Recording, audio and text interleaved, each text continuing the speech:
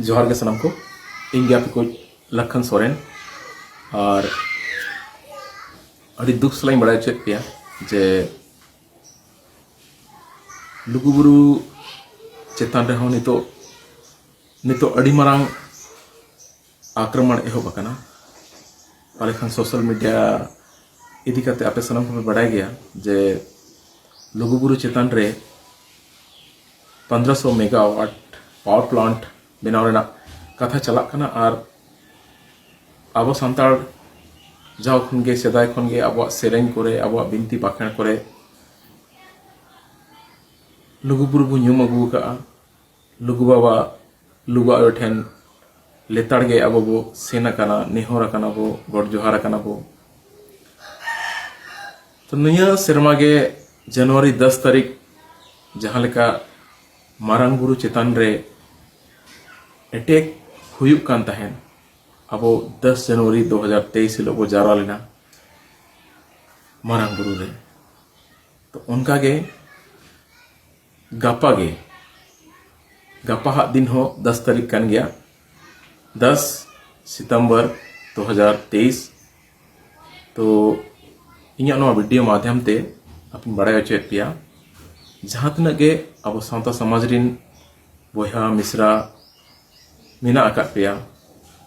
जहां अबरिन धर्म दरदिया से अब सावता दरदिया जहां तक गे बोहा मिश्रा को नो वीडियो पे नेले तबना तो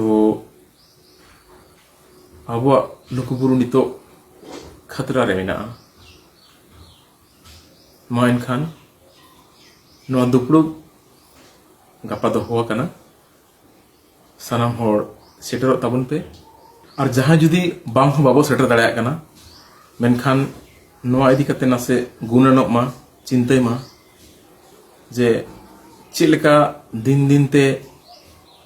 मारांग बुरु हुयु से लुगुबुरु हुयु से अब अयोध्या बुरु हुयु सनम चेतान रे अटैक हुयु कना और अब समाज अड़ी लातार डहार सेन चला कना तो माइन खान नो वीडियो माध्यम ते अपन बड़ा चेक पिया जे गापा दिन रविवार 10 सितंबर 2023 लुगुबुरु रे लुगुबुरु बाबत ते गलमाराव इदी काते दुपड़ू मिना आका हुई दड़ा खान नोआ दुपड़ू रे सनम लेकान होड़ सेलेदो रेना रिके तबन पे और इन हो नो दुपड़ू रे सेलेदो रेना इन कुरुमुटुइया सनम कोगे जोहार दिसम दुनिया रे खबर संताली ते नेल लगित ते सब्सक्राइब तो उन पे सरना खबर सब्सक्राइब लेखान कौडी दो बांग लगा दिसम दुनिया रे खबर आपे को तला रे सरना खबर।